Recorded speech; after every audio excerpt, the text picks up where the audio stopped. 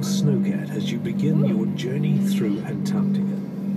In the interest of your safety and the safety of those around you, please adhere to the following directions. Do not attempt to leave your snowcat at any time until the attendant directs you to do so.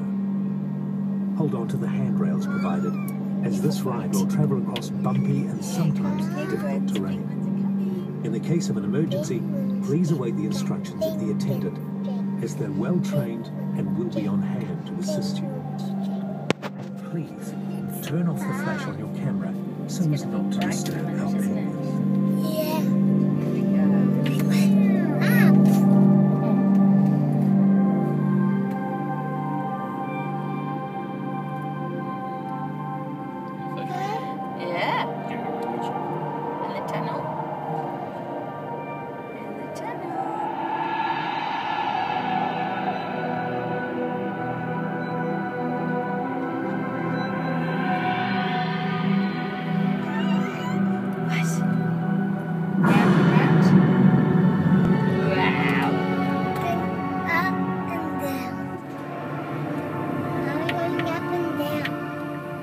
Whiteout conditions, such as you're experiencing now, are common in Antarctica.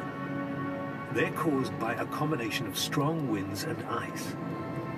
The disorientation and extreme cold mean that your only option is to stay in one place. These are the conditions in which Captain Scott and his companions spend their final days. Confined inside their tent, they ran out of food only 1 day's walk from the next supply depot.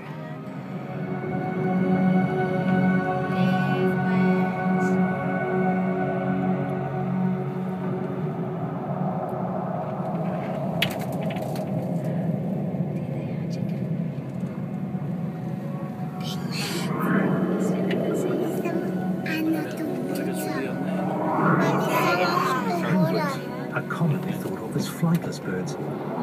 However, if you watch them swimming, you'll see that their movements are those of flying, only in water instead of air. They use their powerful wings to propel themselves and their feet and tail to steer. Some penguins can dive to depths of over 400 meters.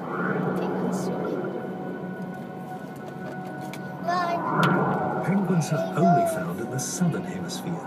At Kelly Tarltons, we have two species of penguin, King and Gen 2.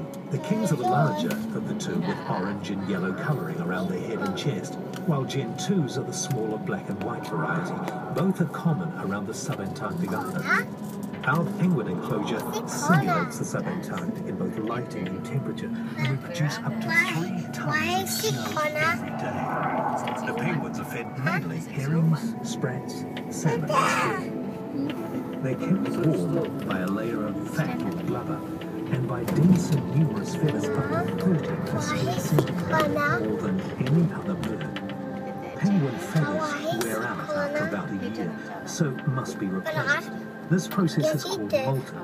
Unlike other birds, penguins must molt all their feathers at once in order to remain waterproof. Penguins cannot swim and therefore cannot feed during the molt.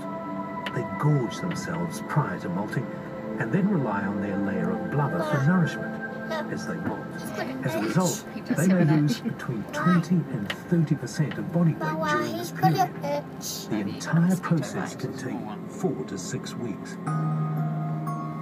Enriching the environment in zoos improves and enhances animals' living spaces.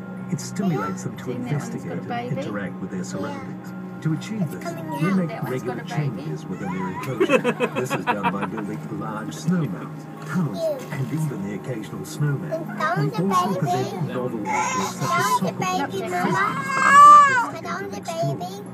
They're constantly changing how we present food to them by varying feeding times, quantities, types of food, and where they're fed. Doing all of this gives penguins more choice of activity and draws out their natural behaviours and abilities, therefore enhancing animal welfare. Penguins are social animals. Travel, feed, breed, nest and winter in large groups. This colony is home to around 80 birds. In the wild, colonies can number in the millions. Males and females have slight physical differences. Males are generally larger and have longer beaks than females. To assist the bird curation team at Kelly Tarltons, our penguins each have a coloured band around one of their wings. This way, we can monitor the health and keep a feeding record for each particular bird. Is it a bird? At the edge of the frozen sea, many penguins and sea mammals gather, taking advantage of the rich waters. Penguins feed on shrimp like krill, as well as squid and fish. Penguins are in turn hunted by leopard seals, but the ultimate predator in Antarctic waters is the orca, from which not even the much feared leopard seals are safe.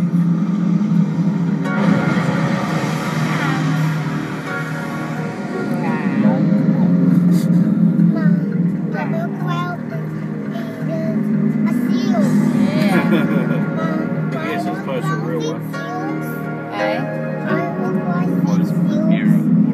Because they get hungry sometimes.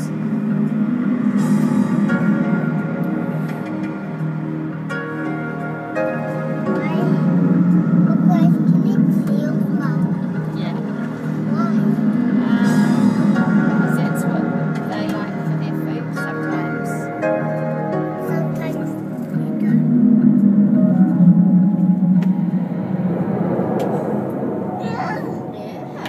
Under the ice, the seas of Antarctica are nutrient-rich.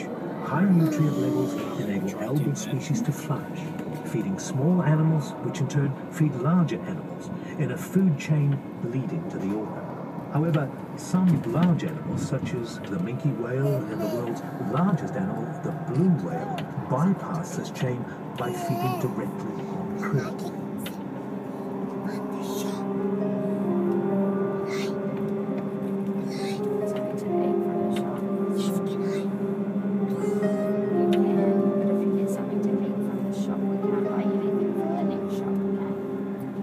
The flags here represent signatories to the 1961 Antarctic Treaty. A simple document, the treaty protects Antarctica and states that it should continue to be used for peaceful purposes, while ensuring freedom of science and scientific exchange.